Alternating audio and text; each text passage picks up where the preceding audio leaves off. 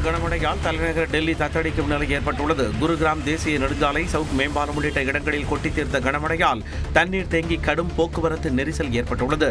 சில கிலோமீட்டர் தூரத்திற்கு வாகனங்கள் அணிவகுத்து நின்றன.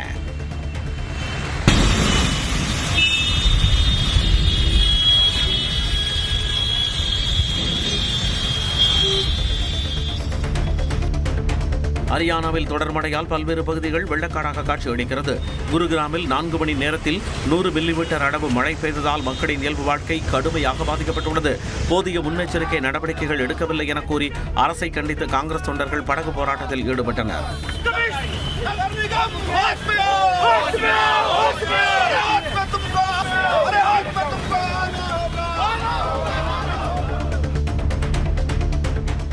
உத்தரப்பிரதேச மாநிலத்தின் ரேபரேலி, லக்னோ உள்ளிட்ட 15 மாவட்டங்களில் பெய்த தொடர் மழையால் வெள்ளப்பெருக்கு ஏற்பட்டுள்ளது. மேலும் யமுனை நதியில் வெள்ளப்பெருக்கு ஏற்பட்டு குடியிருப்புகளை தண்ணீர் சூழ்ந்து கொண்டது. வீடுகளில் சிக்கி தவித்த மக்கள் படகுகள் மூலம் மீட்கப்பட்டனர். மேலும் பைரேலி, ராம்பூர், மொரதாபாத், அம்ரோகோ, மீரட் உள்ளிட்ட பகுதிகளுக்கு ஆரஞ்ச் அலர்ட் விடுக்கப்பட்டுள்ளதால் பள்ளிகளுக்கு விடுமுறை அறிவிக்கப்பட்டுள்ளன. பஞ்சாபின் லூதியானா, அமிர்தசரஸ் உள்ளிட்ட பல்வேறு பகுதிகளில் பெய்த மழையால் சாலைகளில் மழைநீர் தேங்கி நிற்கின்றன. குடியிருப்புகளை வெள்ளம் சூழ்ந்தன. வெள்ள பாதிப்புகள் குறித்து பஞ்சாப் முதலமைச்சர் பகவந்த் மானிடம் பேசிய பிரதமர் மோடி வேண்டிய உதவிகளை வழங்க தயாராக இருப்பதாக உறுதியளித்தார். இந்தியாவும் ரஷ்யாவும் மிக கடினமான சூழ்நிலைகளிலும் கூட தோளோடு தோள் நிற்பதாக பிரதமர் நரேந்திர மோடி பெருமிதம் தெரிவித்தார். சீனாவில் நடந்த ஷாங்காய் ஒத்துழைப்பு அமைப்பு மாநாட்டிற்கு பின்னர் பிரதமர் மோடியும் ரஷ்ய அதிபர் புட்டினும் ஒரே காரில் பயணம் மேற்கொண்டனர்.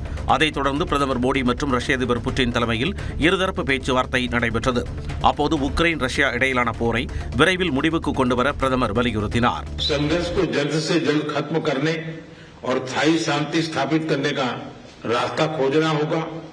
ये पूरी मानवता की पुकार है। एक्सेलेंसी, एक बार फिर आपका मैं हृदय से बहुत बहुत धन्यवाद करता हूं. இருதரப்பு பேச்சுவார்த்தை இருநாட்டு உறவை மேலும் வலுப்படுத்தும் என்று ரஷ்ய அதிபர் புட்டின் கூறினார். சீனாவில் பிரதமர் மோடியை சந்தித்த போது அவர் இதனை கூறினார்.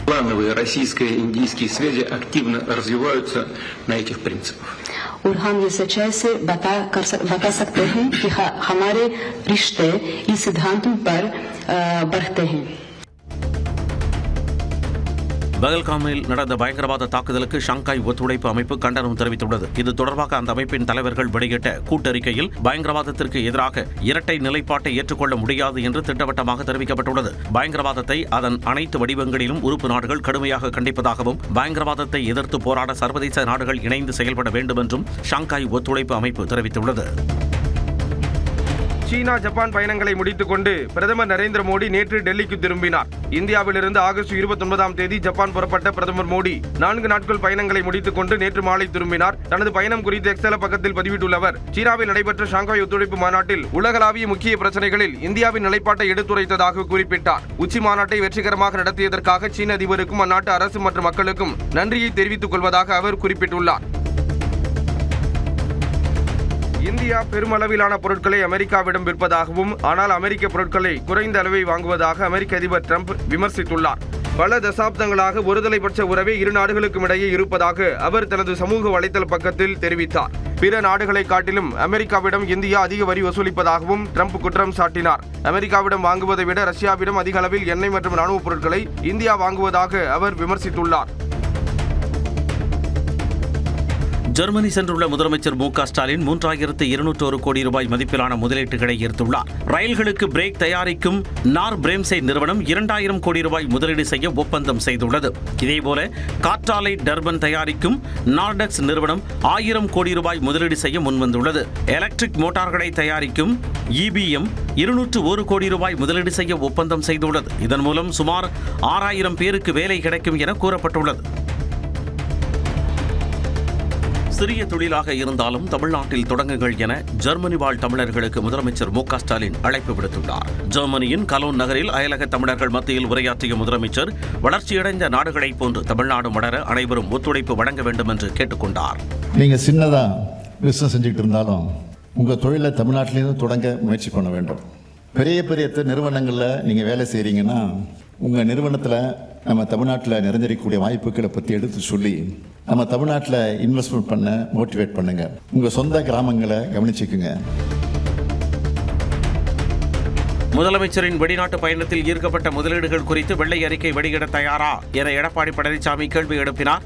திருமங்கலம் அருகே பிரச்சாரத்தின் போது பேசிய இபிஎஸ், அதிமுக ஆட்சியில் 2 முறை முதலீட்டாளர் மாநாடு நடத்தி பல புரிந்துணர்வு ஒப்பந்தங்கள் கையெழுத்திட்டு 10 லட்சத்திற்கு மேலானவர்களுக்கு வேலை வாய்ப்பு கிடைத்ததாக கூறினார். எவ்வளவு தொழில் முதலீட்டு ஈர்த்தீர்கள், என்னென்ன தொழில் வருகிறது, எவ்வளவு புரிந்துணர்வு ஒப்பந்தம் போட்டீங்க, அந்த புரிந்துணர்வு ஒப்பந்தமுடைய நிலைமை என்ன, எத்தனை தொழிற்சாலைகள் இந்த அரசு வந்த பிறகு பயன்பாட்டுக்கு வந்திருக்கு என்ற செய்தியெல்லாம் மக்கள் தெரிந்து கொள்ள வேண்டும். வெள்ளை அறிக்கை கேட்டா இதுவரைக்கும் வெளியிடவே இல்லை. முன்னாள் அமைச்சரும் அதிமுக மூத்த தலைவருமான செங்கோட்டையன் தனது அரசியல் நிலைப்பாடு குறித்து வரும் 5ஆம் தேதி அறிவிக்க உள்ளதாக தகவல் வெளியாகியுள்ளது. அதிமுக பொதுச் செயலாளர் எடப்பாடி பழனிசாமி மீது செங்கோட்டையன் அதிருப்தியில் உள்ளதாக கூறப்படுகிறது. எடப்பாடி பழனிசாமி மேற்கொண்டு வரும் பரப்புரைகளிலும் செங்கோட்டையன் பங்கேற்காமல் இருந்து வருகிறார்.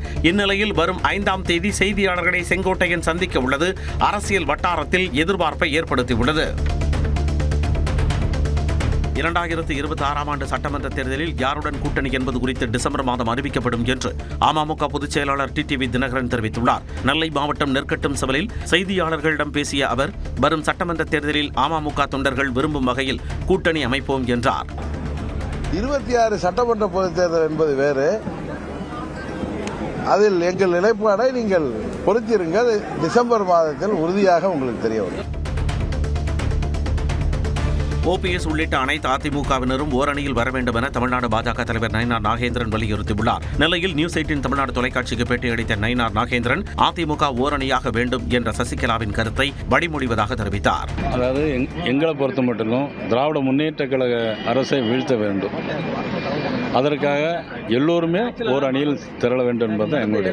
சசிகலா மேடம் சொல்லித்தாங்க, அவங்களும் ஓரணியில் திரண்டால் மட்டுமே திராவிட முன்னேற்ற கழகத்தை வெற்றி பெற முடியும். அதையே நான் வலியுறுத்துகிறேன். அதற்கான முயற்சியே கண்டிப்பா எல்லாருமே வரணும்.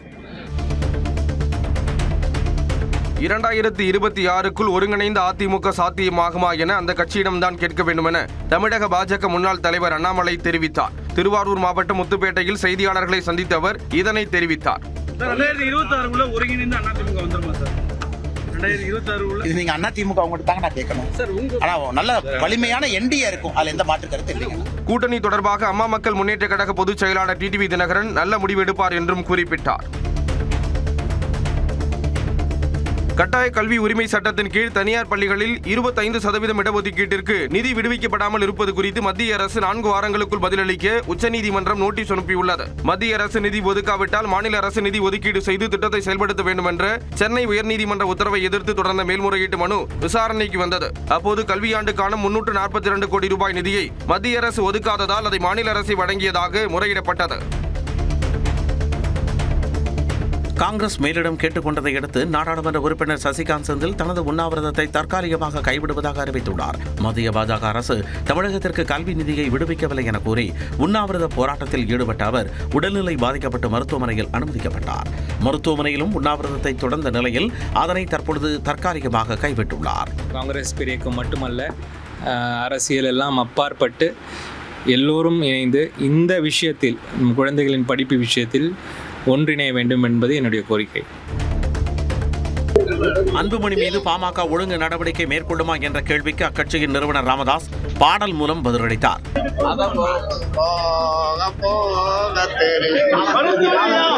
கடலூர் பாரதி சாலையில் திருமண விழா ஒன்றில் பங்கேற்ற அவர் தான் ஒரு சீர்திருத்தவாதி என்றார்.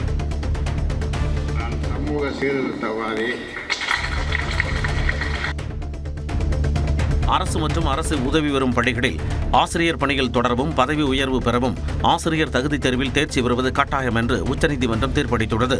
இது தொடர்பான வழக்கை விசாரித்த நீதிபதி தீபான்கர் தத்தா தலைமையிலான அமர்வு, ஓய்வு பெறும் வயதை எட்ட 5 ஆண்டுகள் மட்டுமே உள்ள ஆசிரியர்கள் பணியில் தொடரலாம் என்றும், ஓய்வு பெற 5 ஆண்டுகளுக்கு மேல் உள்ள ஆசிரியர்கள் தாங்கள் தொடர்ந்து பணியாற்ற ஆசிரியர் தகுதி தேர்வில் தேர்ச்சி பெறுவது கட்டாயம் என்றும் தெரிவித்தனர்.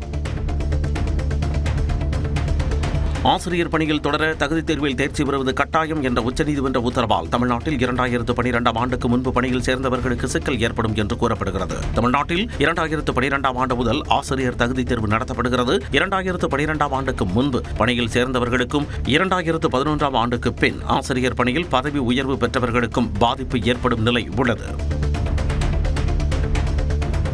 ஆசிரியர் தகுதி தேர்வு கட்டாயம் என உச்சநீதிமன்றம் பிறப்பித்துள்ள தீர்ப்பு அதிர்ச்சி அளிப்பதாக ஆசிரியர் சங்க நிர்வாகிகள் தெரிவித்தனர். 2004 ரெக்ரூட்மெண்ட் ஆன பிசிக்ஸ் கெமிஸ்ட்ரிலாம் ப்ரொமோஷனில் போயிட்டாங்க. இப்போ மேக்ஸ் மற்ற சப்ஜெக்ட்லாம் இல்லை. அவங்க மட்டும் என்ன பாவம் பண்ணாங்க? இப்போ அவங்க தகுதி தேர்வு முடிக்கணும்னு சொல்லுறது ஒரு சமூக நீதிக்கே எதிரானதாக இருக்குது. ஒரு ஒட்டுமொத்த ஆசிரியர் இனத்திற்கு இது ஒரு பெரிய அதிர்ச்சி அலையை ஏற்படுத்தி கொண்டிருக்கிறது. 2 ஆண்டு என்பது ஒரு நெருக்கடி தான். கட்டாய கல்வி உரிமை சட்டம் அமல்படுத்துவதற்கு முன்பாக நியமிக்கப்பட்ட ஆசிரியர்களுக்கு இது ஒரு பெரிய பாதிப்பு தான். ஏறக்குறைய 1.25 லட்சத்திற்கு அதிகமான ஆசிரியர்களுடைய வாழ்வாதாரமே இன்றைக்கு கேள்விக்குறியாய், அவர்கள் பணியில் தொடர முடியுமா என்பதே ஒரு கேள்விக்குறியாயிருக்கிறது. அரசு கல்லூரிகளில் பணியாற்ற 560 கௌரவ விரிவுரையாளர்கள் தேர்வு செய்யப்பட்டுள்ளனர். இது தொடர்பாக அறிக்கை வெளியிட்டுள்ள உயர்கல்வித்துறை அமைச்சர் கோவி செடியன், அரசு கல்லூரிகளுக்கு தேர்வு செய்யப்பட்டுள்ள 560 கௌரவ விரிவுரையாளர்களின் பட்டியல் இணையதளத்தில் வெளியிடப்பட்டுள்ளதாக தெரிவித்துள்ளார். tngasa.org என்ற இணையதள பக்கத்தில் தேர்வு பட்டியலை பார்க்கலாம் என்றும், தேர்வானவர்கள் வரும் 8ஆம் தேதிக்குள் உரிய கல்லூரிகளில் பணியில் சேர வேண்டும் என்றும் கோவி செடியன் தெரிவித்துள்ளார். கச்சத்தீவை எக்காரணம் கொண்டும் விட்டுத்தரப்போவதில்லை என இலங்கை அதிபர் அனுரகுமார தெரிவித்துள்ளார். 4 ரோந்து படகுகளுடன் கச்சத்தீவுக்கு சென்ற அவர் 1 மணி நேரத்திற்கு மேலாக கச்சத்தீவை சுற்றி பார்த்தார். அப்போது பேசிய அவர், இலங்கை மக்கள் நலனுக்காக கச்சத்தீவை பாதுகாக்கும் பொறுப்பை நிறைவேற்றுவேன் எனவும், எந்த செல்வாக்கிற்கும் அடிபணிய மாட்டேன் எனவும் தெரிவித்தார். கச்சத்தீவின் எதிர்கால வளர்ச்சி திட்டங்கள் குறித்தும் அவர் ஆலோசனை மேற்கொண்ட நிலையில் இலங்கை அதிபர் கச்சத்தீவுக்கு பயணம் சென்றது இதுவே முதல் முறை எனவும் கூறப்படுகிறது. திருச்சி ஸ்ரீரங்கத்திற்கு குடியரசுத் தலைவர் திரௌபதி முர்மு நாளை வரவிருப்பதால் அங்கு பாதுகாப்பு முன்னேற்பாடு பணிகள் மேற்கொள்ளப்பட்டன. ஸ்ரீரங்கம் ரங்கநாதர் கோவிலுக்கு குடியரசுத் தலைவர் வருகை தரவிருக்கும் நிலையில் ஸ்ரீரங்கம் அருகே அமைக்கப்பட்டுள்ள ஹெலிபேட் தளத்தில் ஹெலிகாப்டரை இயக்கி ஒத்திகை பார்க்கப்பட்டது.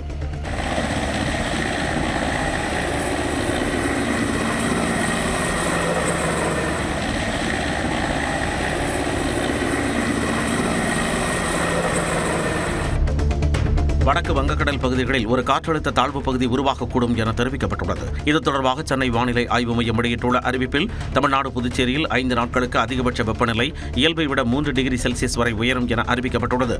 மேலும் வரும் 7ஆம் தேதி வரை மிதமான மழைக்கு வாய்ப்பு இருப்பதாக கணிக்கப்பட்டுள்ளது. பெரம்பலூர் மாவட்டத்தின் பல்வேறு பகுதிகளில் திடீரென பெய்த மழையால் பொதுமக்கள் மகிழ்ச்சி அடைந்தனர். கோடைக்காலம் முடிந்தும் வெப்பச்சலனம் நிலவிய நிலையில் பெரம்பலூர் புறநகர் பகுதிகளான எசனை, கோனேரிப்பாளையம், பேரளி, சித்தலி, குன்னம் உள்ளிட்ட இடங்களில் காற்றுடன் மழை பெய்தது.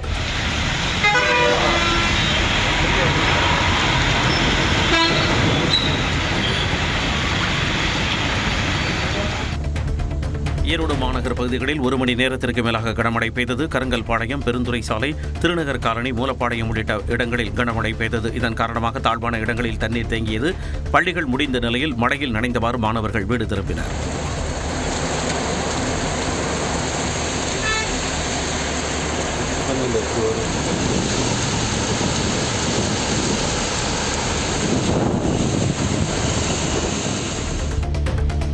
தருமபுரி மாவட்டத்தில் 1 மணி நேரத்திற்கு மேலாக பெய்த மழையால் சாலைகளில் வெள்ள நீர் பெருக்கெடுத்து ஓடியது.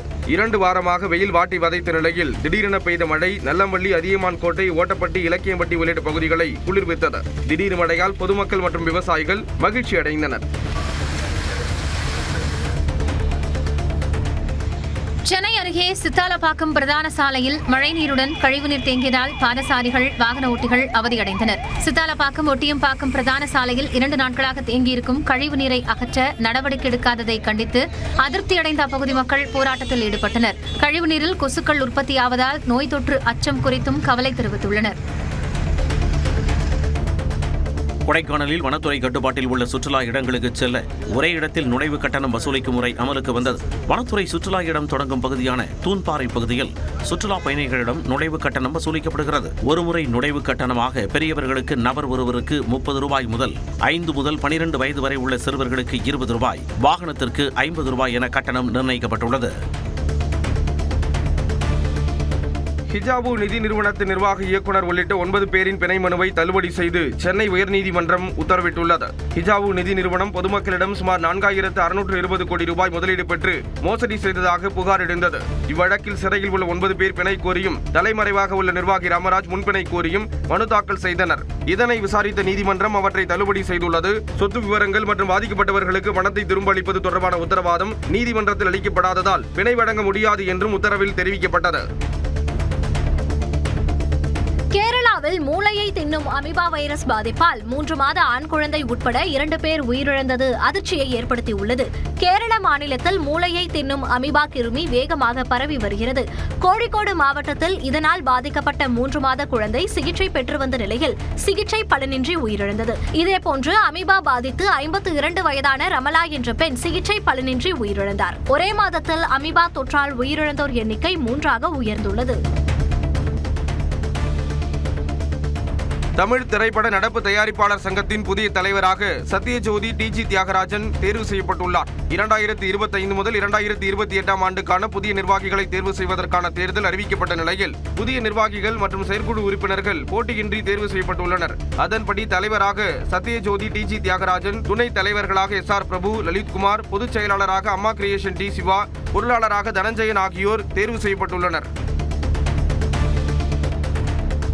பெகல்காம் தாக்குதல் மனிதநேயத்தின் மீது நம்பிக்கை கொண்ட நாடுகளுக்கு விடுக்கப்பட்ட சவால் என்று பிரதமர் நரேந்திர மோடி கூறியுள்ளார். ஷாங்காய் ஒத்துழைப்பு அமைப்பு மாநாட்டில் பாகிஸ்தான் பிரதமர் முன்னிலையில் பேசிய அவர், பயங்கரவாதத்திற்கு சில நாடுகள் வெளிப்படையாக அளிக்கும் ஆதரவை எப்படி இந்தியாவால் ஏற்றுக்கொள்ள முடியும் என்று வினவியுள்ளார்.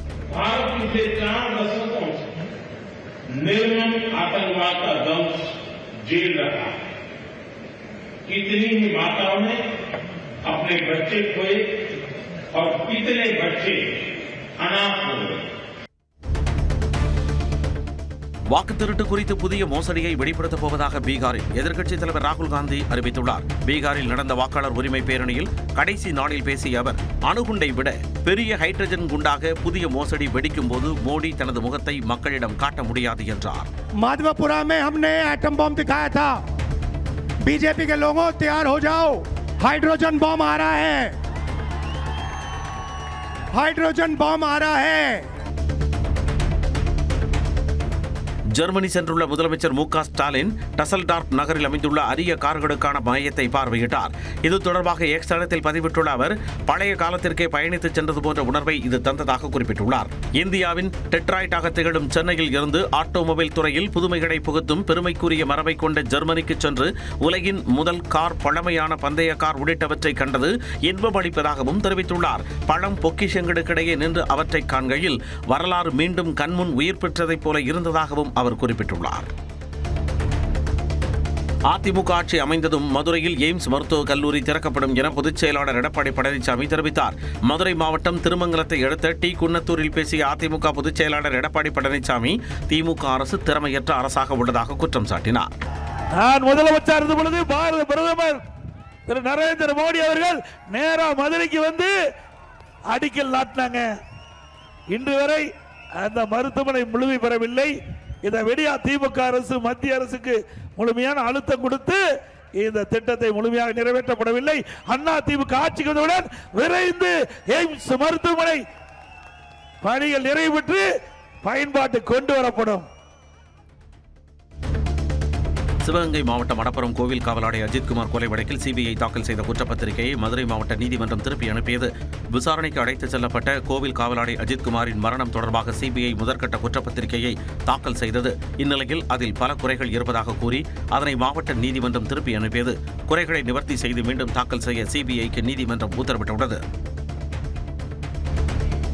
ஸ்விக்கி, ஜொமேட்டோவை கடலூர் மாவட்ட ஹோட்டல் சங்கத்தினர் புறக்கணித்துள்ளனர். இந்த 2 டெலிவரி நிறுவனங்களும் தற்பொழுது கமிஷன் தொகையை அதிக அளவில் உயர்த்தியுள்ளதால் உணவகம் நடத்துபவர்கள் பெரும் பாதிப்பை சந்தித்துள்ளதாக தெரிகிறது. இந்த நிலையில் ஸ்விக்கி, ஜொமேட்டோ ஆகிய நிறுவனங்களை புறக்கணிக்க கடலூர் மாவட்ட ஹோட்டல்கள் சங்கம் முடிவெடுத்துள்ளது. தற்பொழுது கடலூர் மாவட்டத்தைச் சேர்ந்தவர்கள் தொடங்கியுள்ள சாரோஸ் என்ற செயலியை அப்பகுதி மக்கள் பயன்படுத்தி வருகின்றனர். பழனியில் மதுபோதையில் இருந்த வடமாநில இளைஞர் பள்ளி சிறுவனை கடத்தி செல்ல முயன்ற சம்பவத்தின் சிசிடிவி காட்சி வெளியாகியுள்ளது.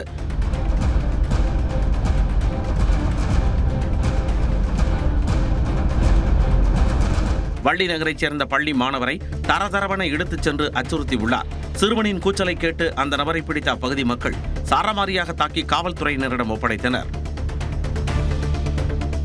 கோவை அருகே பெண்ணிடம் கம்மல் பறித்த வழக்கில் கைது செய்யப்பட்டவர்களிடம் கைத்துப்பாக்கி பறிமுதல் செய்யப்பட்டது. சூலூர் சுகந்தி நகரில் மளிகை கடைக்கு சிகரெட் வாங்க வந்தது போல் நடித்த இருவர் கடையில் இருந்த பெண்ணை தாக்கி அவரது கம்மலை பறித்துச் சென்றனர். விசாரணையில் ராசிபாளையம் பகுதியில் தங்கியிருந்த குணசேகரனையும் அவருடன் இருந்த பீகாரைச் சேர்ந்த விஜயகுமாரையும் காவல்துறையினர் கைது செய்தனர். விஜயகுமார் அறையில் சோதனையிட்ட போது ஒரு கைத்துப்பாக்கி 18 தோட்டாக்கள் கண்டெடுக்கப்பட்ட நிலையில் விசாரணை நடைபெறுகிறது.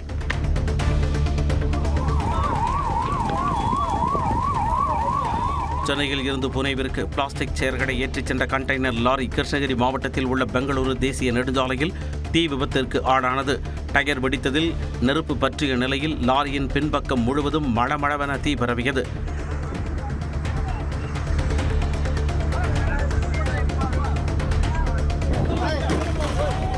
நல்வாய்ப்பாக ஓட்டுநர் உயிர் தப்பிய நிலையில் தீயணைப்பு துறையினர் நீண்ட நேரம் போராடி தீயை அணைத்தனர். ஈரோடு மாவட்ட எஸ்பி அலுவலகத்தை திருநங்கைகள் முற்றுகையிட்டு தர்ணாவில் ஈடுபட்டதால் பரபரப்பு ஏற்பட்டது. ஈரோடு மாவட்ட திருநங்கைகள் தலைவியாக ராதிகா என்பவர் தேர்வு செய்யப்பட்ட நிலையில் ஆரன்புதூர் பகுதியில் நடந்த பதவியேற்பு விழாவில் மோதல் ஏற்பட்டதாக கூறப்படுகிறது. தலைவி ராதிகாதான் மோதலை தூண்டியதாக குற்றம் சாட்டி 100க்கும் மேற்பட்ட திருநங்கைகள் போராட்டத்தில் ஈடுபட்டு அவர் பதவி விலக வலியுறுத்தினர். அமெரிக்க வரி விதிப்பு உள்ளிட்ட காரணங்களால் தங்கம் மற்றும் வெள்ளி விலை இதுவரை இல்லாத அளவுக்கு புதிய உச்சத்தை தொட்டுள்ளன. தங்கம் விலை வரலாறு காணாத உச்சமாக 77,000 ரூபாயை கடந்துள்ளது. ஒரு சவரன் தங்கத்தின் விலை 680 ரூபாய் உயர்ந்து 77,640 ரூபாயாக உள்ளது. 1 கிராம் தங்கம் 9,705 ரூபாய்க்கு விற்பனை செய்யப்படுகிறது. வெள்ளியின் விலை ஒரே நாளில் கிராமுக்கு 2 ரூபாய் உயர்ந்து 136 ரூபாயாக உள்ளது. 10 நாட்களில் வெள்ளி விலை 6 ரூபாய் வரை அதிகரித்துள்ளது. ஜம்மு காஷ்மீரில் வெள்ளத்தால் பாதிக்கப்பட்ட பகுதிகளை மத்திய உள்துறை அமைச்சர் அமித்ஷா பார்வையிட்டார். கடந்த ஒரு வார காலமாக ஜம்மு காஷ்மீரில் மேகவடிப்பால் பெய்த கனமழையால் நீர்நிலைகள் நிரம்பின. குடியிருப்புகளை வெள்ளம் சூழ்ந்த நிலையில் பெரும் சேதம் ஏற்பட்டது. இந்நிலையில் வெள்ளத்தால் பாதிக்கப்பட்ட பகுதிகளை மத்திய அமைச்சர் அமித்ஷா பார்வையிட்டார். அவருடன் ஜம்மு காஷ்மீர் துணைநிலை ஆளுநர் மனோஜ் சின்ஹாவும் மக்களின் குறைகளை கேட்டறிந்தார்.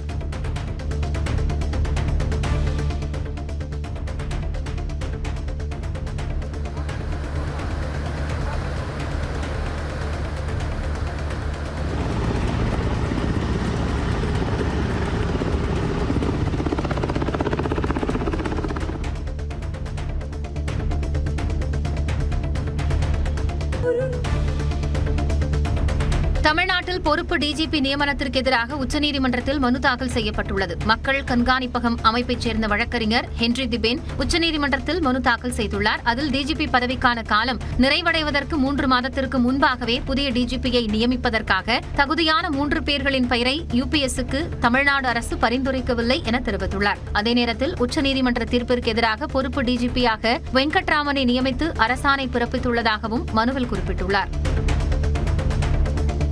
சட்டம் ஒழுங்கு பொறுப்பு டிஜிபி வெங்கட்ராமனை சென்னை மாநகர காவல் ஆணையர் அருண் சந்தித்தார். டிஜிபி அலுவலகத்தில் நடந்த இந்த சந்திப்பில் சென்னையின் சட்டம் ஒழுங்கு தொடர்பான தரவுகளை காவல் ஆணையர் வழங்கினார். தொடர்ந்து இருவரும் ஆலோசனை நடத்தினர். ஏற்கனவே தமிழ்நாடு முழுவதும் உள்ள முக்கிய வழக்குகள் தொடர்பான ஆவணங்களை டிஜிபி வெங்கட்ராமனிடம் முன்னாள் டிஜிபி சங்கர் ஜிவால் வழங்கியிருந்தது குறிப்பிடத்தக்கது. குடியரசு முன்னாள் துணைத் தலைவர் ஜெகதீப் தன்கர் டெல்லியில் உள்ள தனது அதிகாரப்பூர்வ இல்லத்திலிருந்து வெளியேறினார். ஜூலை 21ஆம் தேதி நாடாளுமன்ற மழைக்கால கூட்டத்தொடர் தொடங்கிய பின்பு உடல்நிலையை காரணம் காட்டி ஜெகதீப் தன்கர் குடியரசு துணைத் தலைவர் பதவியை ராஜினாமா செய்தார். இதையடுத்து தற்போது டெல்லியில் அவர் தங்கியிருந்த அதிகாரப்பூர்வ இல்லத்தை காலி செய்த அவர் சதர்பூர் என்க்ளேவில் உள்ள இந்திய தேசிய லோக்தளம் தலைவர் அபய் சிங் சௌதாலாவின் பண்ணை வீட்டிற்கு குடிபெயர்வார் என்று கூறப்படுகிறது. புதுச்சேரியில் அமுத சுரபி மருந்தகத்தின் பெயர் பலகை அடித்து உடைக்கப்பட்டதற்கு எதிர்ப்பு தெரிவித்து ஊழியர்கள் போராட்டத்தில் ஈடுபட்டனர். புதுச்சேரியில் கடைகள் மற்றும் வணிக நிறுவனங்களின் பெயர் பலகையை தமிழில் வைக்க வேண்டும் என்று அம்மாநில அரசு அறிவுறுத்தியுள்ளது. இந்நிலையில் கோரிமேடு பகுதியில் அரசு நிறுவனமான அமுத சுரபி மருந்தகத்தில் ஆங்கிலத்தில் வைக்கப்பட்டிருந்த பெயர் பலகையை தமிழ் உரிமை இயக்கத்தினர் அடித்து நொறுக்கினர். இதனை கண்டித்து ஊழியர்கள் போராட்டத்தில் ஈடுபட்டனர். சம்பந்தப்பட்ட நபர்கள் மீது நடவடிக்கை எடுக்க வேண்டும் என்று வலியுறுத்தினர். நாமக்கல் மாவட்டத்தின் பல்வேறு பகுதிகளில் பெய்த மழையால் குளிர்ச்சியான சூழல் நிலவியது. காலை முதலே மேகமூட்டத்துடன் காணப்பட்ட நிலையில் மாலையில் திருச்செங்கோடு, பரமத்தி வேலூர், ராசிபுரம் உள்ளிட்ட பகுதிகளில் சூறை காற்றுடன் மழை கொட்டி தீர்த்தது. நீண்ட நாட்களாக வெயில் வாட்டி வதைத்த நிலையில் திடீர் மழையால் வெப்பம் தணிந்து மக்கள் நிம்மதியடைந்தனர்.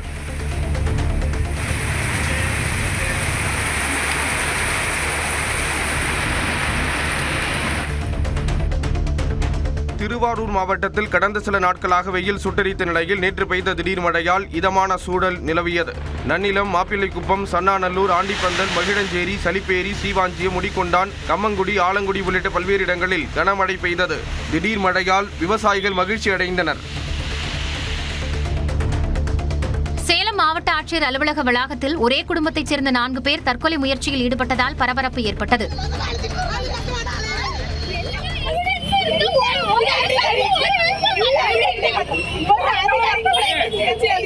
மேச்சேரி குட்டப்பட்டி பகுதியைச் சேர்ந்த வெண்ணிலா என்பவருக்கு சொந்தமான 700 சதுர அடி நிலத்தை அருகே வசிக்கும் பெரியண்ணன் என்பவர் ஆக்கிரமித்து வீடு கட்டிக்கொண்டு மிரட்டல் விடுப்பதாகவும், புகார் அளித்தும் காவல்துறையினர் நடவடிக்கை எடுக்கவில்லை என்றும் குற்றம் சாட்டுகின்றனர். திருப்பூர் மாவட்டம் பல்லடம் நகராட்சிக்கு உட்பட்ட பகுதிகளில் 2 நாட்களில் 8 நாய்கள் மர்மமான முறையில் உயிரிழந்தது சந்தேகத்தை ஏற்படுத்தியது. காமராஜ் நகர், மகாலட்சுமிபுரம், கருப்பராயன் கோயில் வீதி உள்ளிட்ட பகுதிகளில் நாய்கள் வாயில் நுரை தள்ளியபடி இறந்து கிடந்தன. அப்பகுதி மக்கள் அதிர்ச்சியடைந்து புகார் அளித்த நிலையில் சுகாதாரத்துறையினர் இறந்த நாய்களின் உடலை மீட்டு விஷம் வைக்கப்பட்டதா என்ற கோணத்தில் விசாரணை மேற்கொண்டு வருகின்றனர்.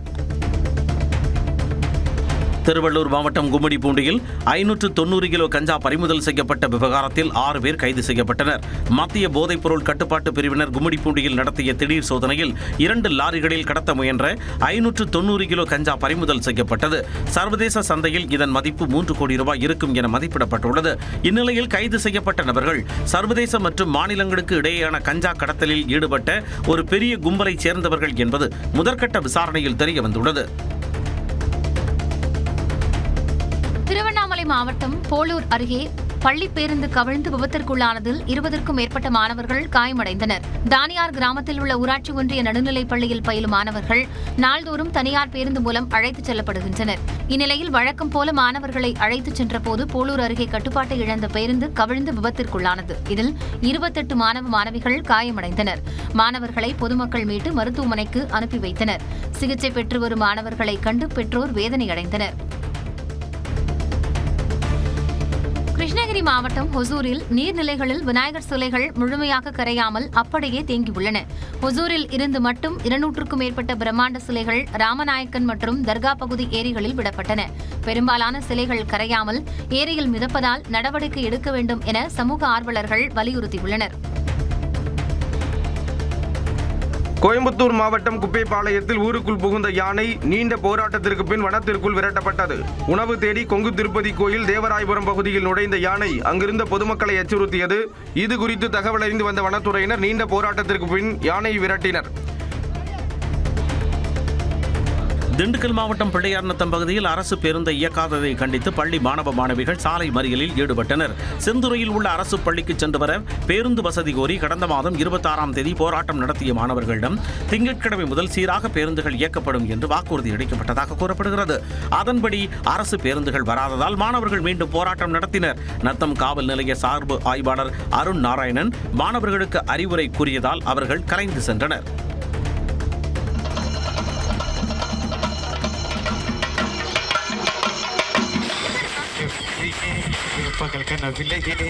கன்னியாகுமரி மாவட்டம் குலசேகரத்தில் தனியார் ஹோமியோபதி மருத்துவக் கல்லூரியில் ஓணம் பண்டிகையை மாணவர்கள் ஆட்டம் பாட்டத்துடன் உற்சாகமாக கொண்டாடினர். மகாபலி மன்னனை மேளதாளத்துடன் வரவேற்பது, மலர்களால் கோலமிடுவது என ஓணம் பண்டிகையை பிரதிபலிக்கும் நிகழ்ச்சிகளை மாணவர்கள் அரங்கேற்றினர்.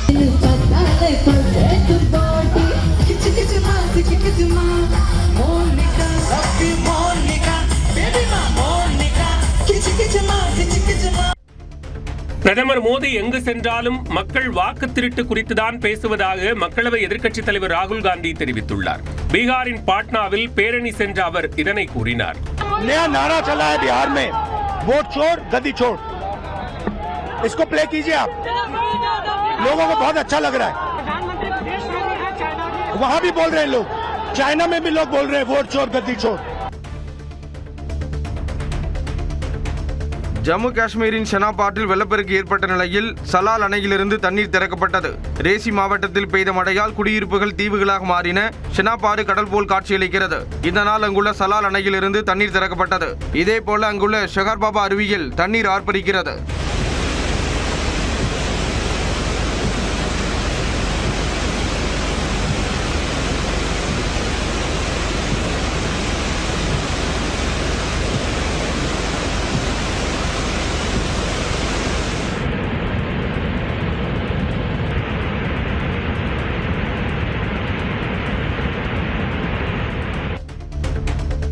அரசுக்கு ஆதரவாக தான் தெரிவித்த கருத்துக்களால் யாராவது காயப்பட்டிருந்தால் மன்னிப்பு கேட்டுக் கொள்வதாக நடிகர் படவா கோபி தெரிவித்துள்ளார். இதுகுறித்து வீடியோ வெளியிட்டுள்ள அவர், திருநாய்கள் தொடர்பான தொலைக்காட்சி நிகழ்ச்சியில் தான் தெரிவித்த பல கருத்துக்கள் நீக்கப்பட்டு விட்டதாக கூறினார். மக்கள் யாரும் தயவுசெய்து என்னை தப்பா நினைக்காதீங்க.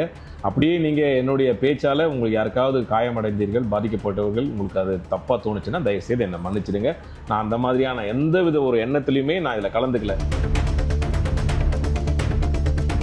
நாய்க்கடியில் இருந்து மக்களை எப்படி காக்க முடியும் என தீர்வு காணவே தொலைக்காட்சி நிகழ்ச்சியில் பங்கேற்றதாக நடிகை அம்மு தெரிவித்துள்ளார்.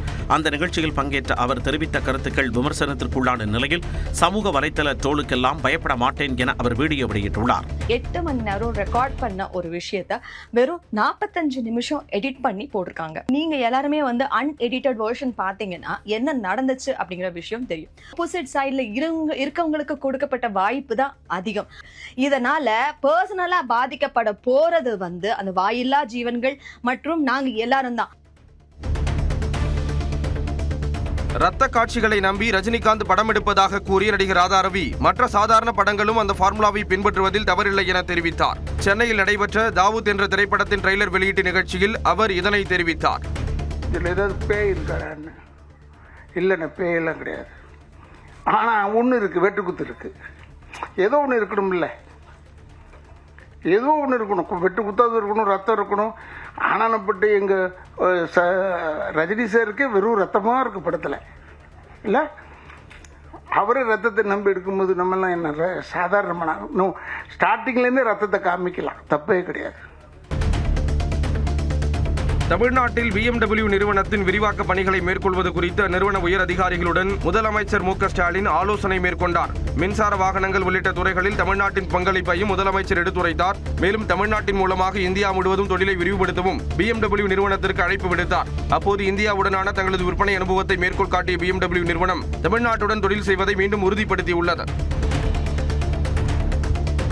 ஐரோப்பாவில் உள்ள கொலோன் பல்கலைக்கழகத்தில் உள்ள தமிழ் துறை நூலகத்தை முதலமைச்சர் மு.க.ஸ்டாலின் பார்வையிட்டார். இதுகுறித்து தனது எக்ஸ் பக்கத்தில் பதிவிட்டுள்ள முதலமைச்சர், பழந்தமிழ் இலக்கிய சுவடிகள், பல முதற் பதிப்புகள் என 40,000 அரிய தமிழ் நூல்களை கொண்ட தமிழ்துறை நூலகத்தை பார்வையிட்டதாக தெரிவித்துள்ளார். கொலோன் தமிழ்துறை மூடப்படுவதை தடுக்க திமுக அரசு 1,25 லட்சம் ரூபாயை வழங்கியதாகவும் அவர் குறிப்பிட்டுள்ளார். அங்குள்ள 3 பேராசிரியர்களின் தமிழ் ஆர்வத்தை கண்டு மகிழ்ந்ததாகவும் முதலமைச்சர் மு.க.ஸ்டாலின் பதிவிட்டுள்ளார். டிஜிபி நியமனத்தில் திமுக அரசு முறையாக நடந்து கொள்ளவில்லை என அதிமுக பொதுச் செயலாளர் எடப்பாடி பழனிசாமி குற்றம் சாட்டியுள்ளார். மக்களை காப்போம், தமிழகத்தை மீட்போம் என்ற பெயரில் இபிஎஸ் பரப்புரை பயணம் மேற்கொண்டுள்ளார். இதுவரை 3 கட்ட பயணங்களை முடித்துள்ள அவர் மதுரை, திருப்பரங்குன்றத்தில் 4ஆம் கட்ட பரப்புரையை தொடங்கினார். இன்னைக்கு புதிதாக ஒரு டிஜிபி பதவி ஏற்றிருக்கிறார். அந்த தகுதியின் அடிப்படையில் அவர்கள் நியமிக்கவில்லை. 8 டிஜிபிக்கு பிறகு 9வது டிஜிபியாக இருக்கின்ற அவர் பொறுப்பு டிஜிபியாக நியமித்திருக்கின்றார். இந்த டிஜிபி ஓய்வு பெறுகின்ற நாள் இந்த அரசுக்கு தெரியும். அப்படி இருந்தும் இந்த அரசு வேண்டுமென்றே திட்டமிட்டு தங்களுக்கு வேண்டியப்பட்டவர்களை நியமிக்க வேண்டும் என்ற ஒரே காரணத்திற்காக அவர்கள் இந்த டிஜிபி நியமனத்திலே சரியாக நடந்து கொள்ளவில்லை. முன்னாள் அமைச்சர்களுக்கு எதிரான நிதி முறைகேடு புகார்கள் மீது விரைந்து நடவடிக்கை எடுக்க காவல்துறைக்கு சென்னை உயர்நீதிமன்றம் உத்தரவிட்டுள்ளது. அமைச்சராக எஸ்பி வேலுமணி பதவி வகித்த போது சுமார் 98 கோடி ரூபாய் முறைகேடுகள் நடந்ததாக எழுந்த புகார் தொடர்பான நீதிமன்ற அவமதிப்பு வழக்கு நீதிபதி ஆனந்த் வெங்கடேஷ் முன்பு விசாரணைக்கு வந்தது. அப்போது அரசியல்வாதிகளுக்கு எதிரான வழக்குகளில் மட்டும் ஏன் இவ்வளவு காலதாமதம் ஏற்படுகிறது என நீதிபதி கேள்வி எழுப்பினார். அரசு நிதி சம்பந்தப்பட்ட விவகாரங்களில் விரைந்து நடவடிக்கை எடுக்க வேண்டும் எனவும் அவர் அறிவுறுத்தினார். பெட்ரோலில் 20% எத்தனால் கலப்புக்கு எதிர்ப்பு தெரிவித்து தொடரப்பட்ட பொதுநல வழக்கை தள்ளுபடி செய்து உச்சநீதிமன்றம் உத்தரவிட்டது. எத்தனால் கலப்பால் 2023க்கு முந்தைய கால தயாரிப்பு வாகனங்கள் என்ஜின் பாதிப்பதாக மனுதாரர் தரப்பில் தெரிவிக்கப்பட்டது. அதே நேரம் மத்திய அரசு தரப்பில் கரும்பு மற்றும் மக்காச்சோளம் விவசாயிகள் பயன்பெறுவார்கள் என கூறப்பட்டது. இருதரப்பு வாதங்களையும் கேட்ட நீதிபதிகள் மனுவை தள்ளுபடி செய்து உத்தரவிட்டனர். அந்தமானில் மோசமான வானிலை காரணமாக சென்னையில் இருந்து சென்ற விமானம் தரையிறங்க முடியாமல் மீண்டும் சென்னைக்கு திரும்பியது. சென்னை விமான நிலையத்தில் இருந்து 180 பேருடன் புறப்பட்ட ஏர் இந்தியா விமானம் அந்தமானில் மோசமான வானிலை காரணமாக விமான நிலையத்தை அடைய முடியாமல் வானிலேயே வட்டமடித்து மீண்டும் சென்னைக்கு திரும்பியது. இதேபோன்று அந்தமானில் இருந்து சென்னை வரவேண்டிய விமானம் ரத்து செய்யப்பட்டது. இதனால் சென்னை மற்றும் அந்தமான் விமான நிலையங்களில் பயணிகள் சிக்கி தவித்தனர். கல்பாக்கம் அணுமின் நிலையத்தில் தொழில்நுட்ப பராமரிப்பு பணிகளுக்காக 2ஆம் அலையில் 75 நாட்களுக்கு மின் உற்பத்தி நிறுத்தப்பட்டது. 2 அலகுகளில் தலா 220 மெகாவாட் மின் உற்பத்தி செய்யப்பட்டு வந்தது. முதல் அலையில் தொழில்நுட்ப கோளாறு காரணமாக கடந்த 8 ஆண்டுகளாக மின் உற்பத்தி செய்யப்படாத நிலையில் உள்ளது. 2ஆம் அலையில் வழக்கம் போல 220 மெகாவாட் மின் உற்பத்தி கிடைத்த நிலையில் பராமரிப்பு பணிகளுக்காக மின் உற்பத்தி நிறுத்தப்பட்டது. இதனால் தமிழ்நாட்டிற்கு 220 மெகாவாட் மின் உற்பத்தி பாதிப்பு ஏற்பட்டுள்ளது. ஸ்ரீவில்லிபுத்தூர் அருகே சாலையில் முன்னால் சென்ற பைக் மீது மணல் லாரி மோதிய விபத்தில் மூதாட்டி உட்பட 2 உயிரிழந்தனர். மாயத்தேவன்பட்டியைச் சேர்ந்த சக்திவேல் மூதாட்டி சீனியம்மாளை தனது பைக்கில் ஸ்ரீவில்லிபுத்தூர் நோக்கி அழைத்துச் சென்றார். இந்த நிலையில் தனியார் குவாரியில் இருந்து வந்த மணல் லாரி கட்டுப்பாட்டை இழந்து பைக் மீது மோதியது. சாலையில் விழுந்த 2 மீதும் லாரி ஏறியதில் நிகழ்விடத்திலேயே 2 கோரமாக உயிரிழந்தனர். லாரி ஓட்டுநர் கைது செய்யப்பட்டார். ராமநாதபுரம் மாவட்டம் பரமக்குடி அருகே கண்மாயில் பதுக்கி வைத்திருந்த 2 டன் ரேஷன் அரிசி மூட்டைகள் பறிமுதல் செய்யப்பட்டன. கடலாடியில் இருந்து பரமக்குடிக்கு மின்னின் லாரியில் ரேஷன் அரிசி கடத்தி செல்லப்பட்ட நிலையில் பரமக்குடி அருகே குடிமைப் பொருள் அதிகாரிகள் சோதனை குறித்து அறிந்த குமாரக்குறிச்சி கிராமத்தில் உள்ள கண்மாயில் ரேஷன் அரிசி மூட்டைகளை வீசிவிட்டு தப்பியுள்ளனர். 39 அரிசி மூட்டைகளை கடத்தி சென்றவர்கள் யார் என்று விசாரணை நடைபெறுகிறது. திருச்சி திருவெரும்பூர் அருகே மர்மமான முறையில் தெருநாய்கள் இறந்து கிடந்த சம்பவம் அதிர்ச்சியை ஏற்படுத்தியுள்ளது. நவல்பட்டு அடுத்த போலீஸ் காலனியில் சுற்றித் திரிந்த நாய்கள் திடீரென இறந்து கிடந்த நிலையில் யாரேனும் விஷம் வைத்து கொன்றனரா என போலீசார் விசாரித்து வருகின்றனர். கன்னியாகுமரி மாவட்டம் ராஜாக்கமங்கலம் அருகே பேராசிரியர் வீட்டில் கொள்ளையடித்த திருடர்கள் 3 பேர் கைது செய்யப்பட்டனர். தனியார் கல்லூரி பேராசிரியர் ஜோசப் அருள் என்பவர் வீட்டில் புகுந்த கொள்ளையர்கள் 7 சவரன் தங்க நகைகள், 75,000 ரூபாய் ரொக்கம் மற்றும் வீட்டு வாசலில் நிறுத்தியிருந்த காரையும் திருடிச் சென்றனர். புகாரின் பேரில் விசாரணை மேற்கொண்ட காவலர்கள் மதுரை திருமங்கலம் சுங்கச்சாவடி அருகே கொள்ளையர்கள் பாலமுருகன், அஜித்குமார், சுரேஷ் ஆகிய 3 பேரையும் கைது செய்தனர். உதகை அருகே வீட்டை சுற்றி 12 கஞ்சா செடிகளை வளர்த்து வந்த முதியவர் கைது செய்யப்பட்டார். தோட்ட வேலை செய்து வரும் கண்ணன் என்றவர் தான் குடியிருக்கும் வீட்டை சுற்றி மரங்களையும் செடிகளையும் வளர்த்து வரும் நிலையில் அவற்றுக்குள் கஞ்சா செடிகளை பயிரிட்டு வளர்த்து வந்தது தெரிய வந்துள்ளது. 12 கஞ்சா செடிகளையும் கைப்பற்றிய காவல்துறையினர் வீட்டிற்குள் இருந்த 300 கிராம் கஞ்சா தூள் மற்றும் 2 கிலோ காய்ந்த மான்கறி, 5 கத்திகள் ஆகியவற்றையும் பறிமுதல் செய்தனர். பஞ்சாப் மாநிலத்தில் பெய்து வரும் கனமழையால் ரயில்கள் தாமதமாக இயக்கப்படுகின்றன. அந்த மாநிலத்தின் ஜலந்தர் பகுதியில் கனமழை பெய்தது. இதனால் பல இடங்கள் வெள்ளக்காடாக காட்சியளிக்கின்றன. அந்த பகுதியில் உள்ள ரயில் தண்டவாளங்களை வெள்ளம் சூழ்ந்தது. இதனால் ரயில்கள் 2 மணி நேரம் முதல் 3 மணி நேரம் வரை தாமதமாக இயக்கப்படுகின்றன. ஜோகியார்பூர் பகுதியில் வெள்ளத்தால் சாலைகளில் சகதி தேங்கியது. இதில் வாகனங்கள் சிக்கிக் கொண்டன.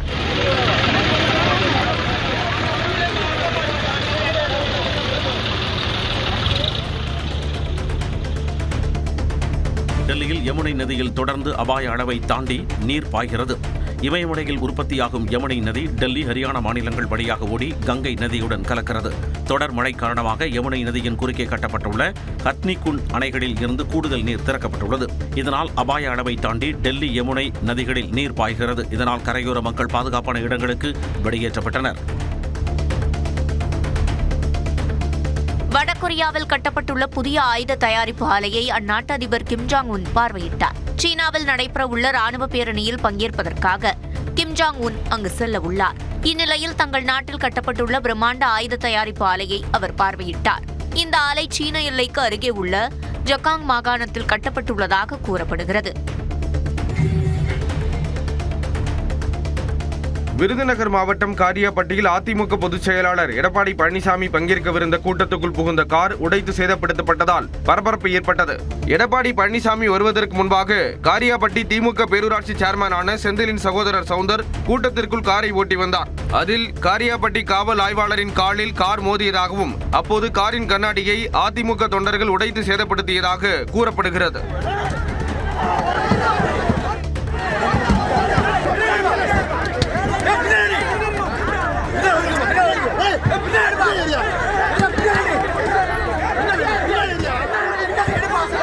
சவுந்தரின் மகனுக்கு உடல்நிலை சரியில்லாததால் அந்த வழியாக மருத்துவமனைக்கு அழைத்து சென்றதாக கூறப்படுகிறது. சென்னை அம்பத்தூர் அருகே பிரதான சாலையில் 2வது முறையாக ராட்சத பள்ளம் ஏற்பட்டது. கருக்கு மேனாம்பேடு சாலையில் கழிவுநீர் செல்லும் குழாய்களில் அடுத்தடுத்து உடைப்பு ஏற்பட்டு கழிவுநீர் வெளியேறியது. இதனால் அந்த பகுதியில் ராட்சத பள்ளம் ஏற்பட்டது. இதேபோன்று புது தெருவிலும் திடீரென புதிய பள்ளம் ஏற்பட்டது. இதனால் வாகன ஓட்டிகள் மற்றும் பொதுமக்கள் அவதியடைந்தனர். சவுதியில் உடல்நலக் குறைவால் இறந்த கணவரின் உடலை மீட்டுத் தரக் கோரி மாற்றுத்திறனாளி மனைவி மயிலாடுதுறை மாவட்ட ஆட்சியரிடம் கண்ணீர் மல்க கோரிக்கை மனு அளித்துள்ளார். மேலமங்கநல்லூரைச் சேர்ந்த கண்ணன் சுமதி தம்பதிக்கு 2 குழந்தைகள் உள்ளன. கண்ணன் சவுதியில் 4 ஆண்டுகளாக கட்டட தொழிலாளியாக பணிபுரிந்து வந்த நிலையில் உடல்நலக் குறைவால் உயிரிழந்ததாக கூறப்படுகிறது. கணவரை இழந்த துயரத்தில் அவரது உடலை விரைந்து பெற்றுத் தரும்படி மனைவி சுமதி கோரிக்கை விடுத்துள்ளார்.